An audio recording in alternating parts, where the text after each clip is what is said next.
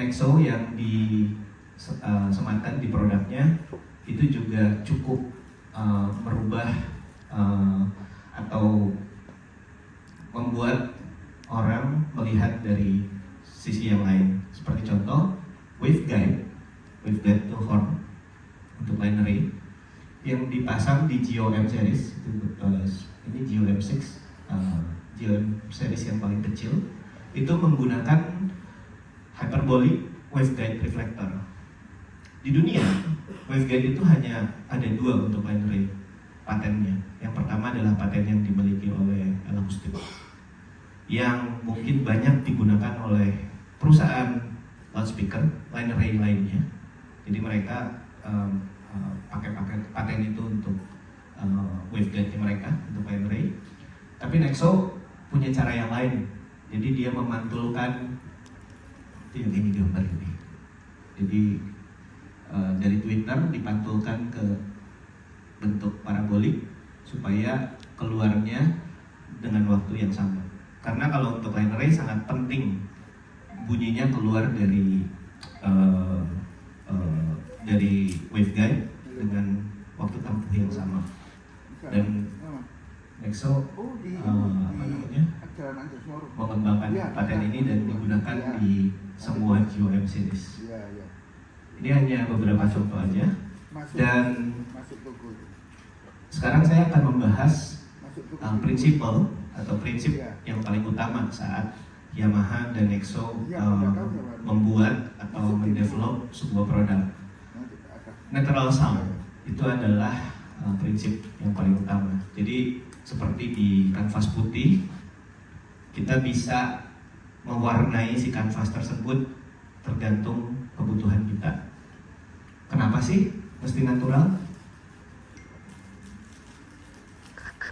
Jadi kalau misalkan kita bicara tentang sound itu nggak cuma sesuatu yang kedengeran aja, tetapi juga adalah sensasi. Seperti kayak kita nyium bau yang wangi, makan makanan enak, atau kedinginan, udaranya sejuk, enak gitu misalkan.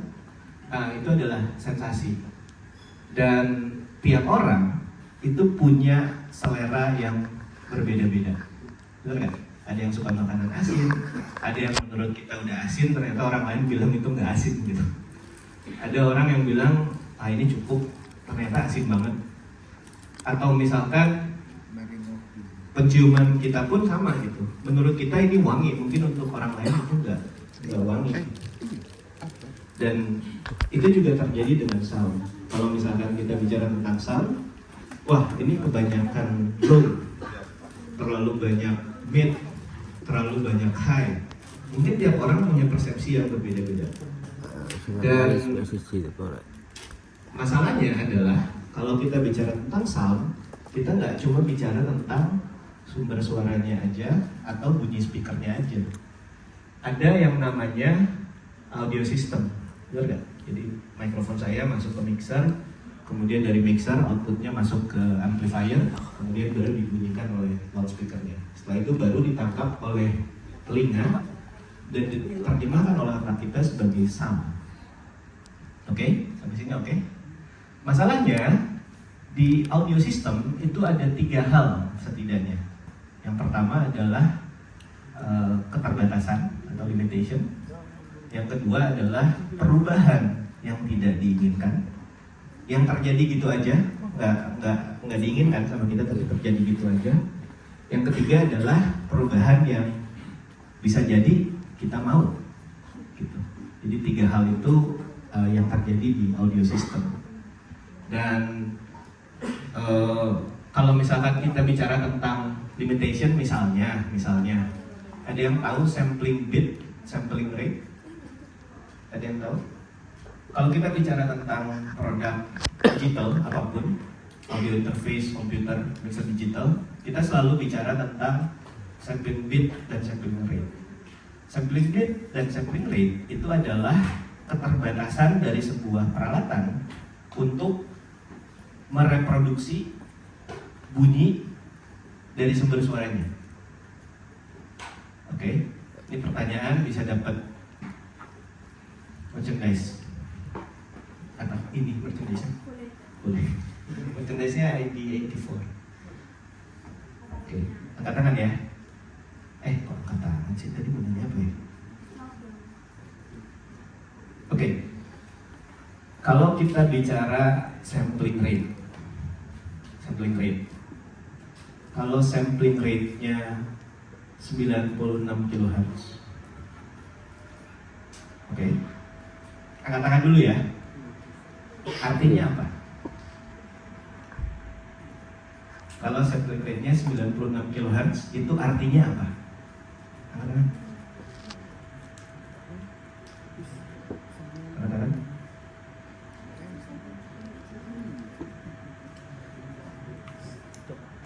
Nggak ada yang tahu?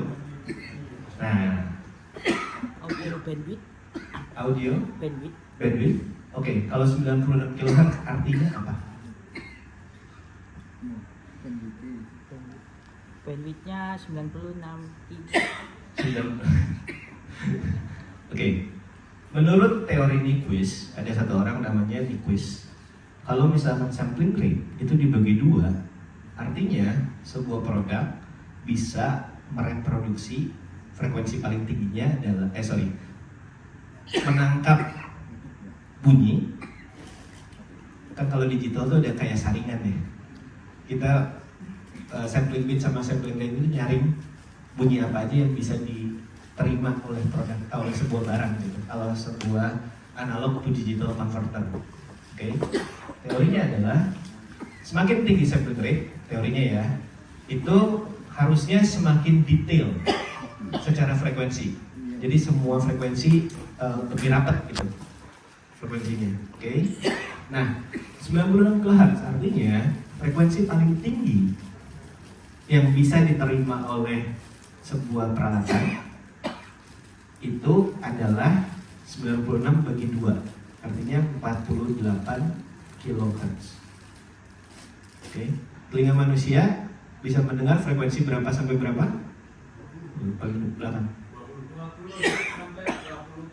Oke, itu dikasih. Terserah mau mixer mau apa? Boleh. Nggak apa-apa. Oke, 20 sampai 20 kHz. Kalau 40 kHz artinya dari 20 kHz kan masih jauh kan? Ceritanya begitu. Oke.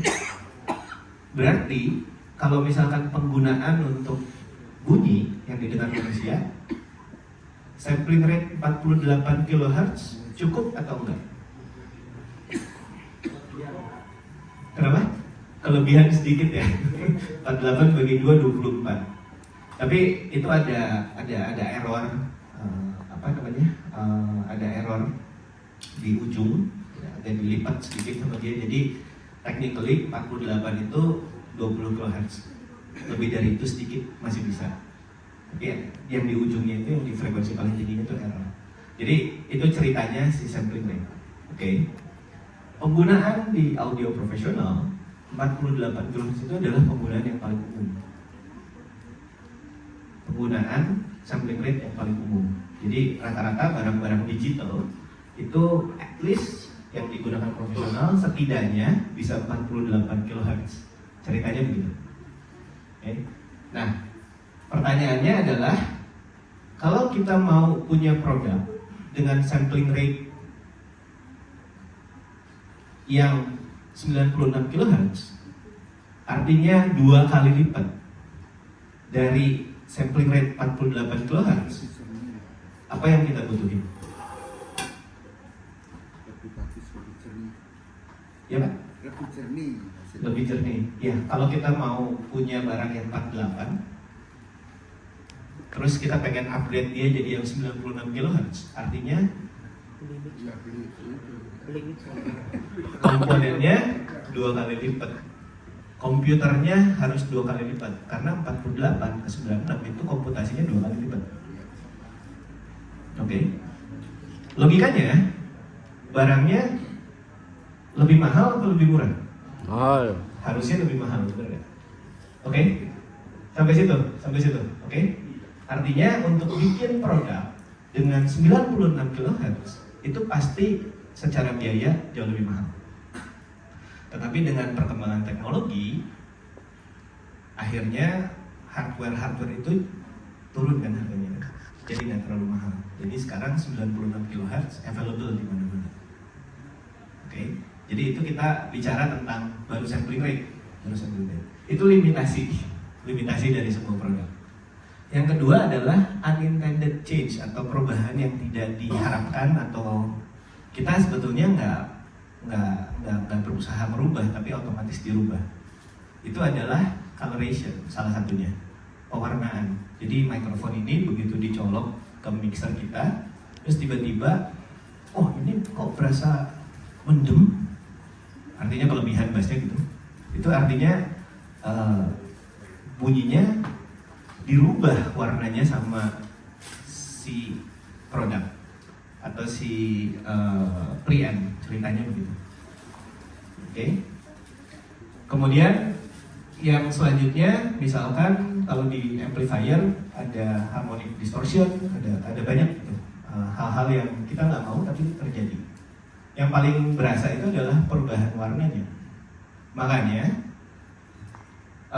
Yamaha itu dari awal di saat kita develop sebuah produk, goals-nya itu bukan cuma masalah operasional dan lain sebagainya, tapi natural sound. Goals-nya itu. Jadi apapun yang dilakukan itu harus ke situ. Mau gimana pun juga. Nah, yang selanjutnya adalah intended change atau perubahan yang kita inginkan. Perubahan yang kita inginkan itu apa sih? Misalkan kita merubah EQ atau nyemplungin sebuah plugins gitu di channelnya gitu supaya bunyinya berubah sesuai yang kita inginkan. Mendingan yang perubahan yang tidak diinginkan atau yang kita inginkan? Yang diinginkan. Pastinya kita ingin perubahan yang kita inginkan. Makanya dari awal saya bilang bahwa kenapa natural sound? Karena itu. Jadi Nexo ataupun Yamaha itu berusaha untuk mencapai natural sound di akhirnya. Jadi kayak suara saya ini sekarang diperkuat sama speaker, sama suara saya aslinya itu harusnya bunyinya nggak berubah terlalu banyak. Kecuali kalau misalnya, jangan dulu deh, ini ya. Kecuali kalau misalnya saya mudah-mudahan dulu. Kecuali saya mau begini, ya. Saya cuma tinggal pencet satu tombol di mixer PM. Mohon maaf. Atau misalkan saya mau suara saya begini, nggak kayak aslinya. Itu adalah perubahan yang diinginkan. Oke? Sebetulnya bunyi yang perubahan yang tidak diinginkan itu artinya salah satunya adalah yang bunyinya dirubah warnanya begitu masuk ke sebuah signal prosesor. Itu kalau misalkan hasil akhirnya disukai ya silahkan. Tetapi yang jadi masalah adalah karena kita nggak tahu faktor apa yang membuat itu berubah bunyinya, atau misalkan kalau misalkan di EQ gitu di secara nggak kelihatan sama kita gitu, itu bikin kita nggak tahu kalau kita mau balikin ke bunyi natural gimana caranya gitu. Oke? Dan mungkin itu hanya bisa apply atau bisa hasilnya bagus untuk generator tertentu saja. Untuk generator tertentu saja. Tapi kalau misalkan kita mau genre lain itu agak susah karena dia tidak natural, warnanya bunyinya sudah dikasih color gitu. Sudah dikasih warna bunyinya. Enaknya kalau misalkan kita punya natural sound, kita bisa punya kontrol dari semua prosesnya. Suara saya mau dibikin lebih bright, saya tinggal aktifkan silk processing yang ada di unit ini. Suara saya pengen lebih ngebas, saya tinggal aktifkan silk processing yang warna blue. Dan itu kita punya kontrolnya. Oh ini saya mau balikin ke natural, ya udah gantiin aja jadi natural. Dan ini bisa dipakai untuk berbagai macam genre. Terus engineer juga bisa memutuskan mau seperti apa bunyinya. Oke.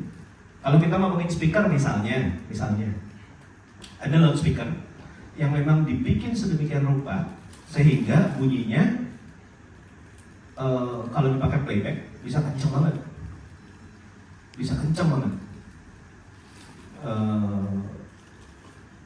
dan kalau misalkan kita coba ganti lagunya, mungkin bunyinya nggak sebagus yang pertama kali dia playback. Atau misalkan kita pakai untuk live performance, mid-nya nggak ada karena dipaksa supaya kenceng banget. Ya kalau misalkan memang mau dipaksa kenceng banget, otomatis mau nggak mau ada frekuensi tertentu yang mau nggak mau mesti kita kurangi gitu. Akhirnya apa? Bunyinya jadi nggak natural lagi. Gitu. Oke, sampai sini. Saya baru bisa ngeluarin satu merchandise, tapi nanti akan dilanjutkan. Saya rasa permulaan dari saya cukup segini, akan dilanjutkan oleh Mas Edmond. Terima kasih.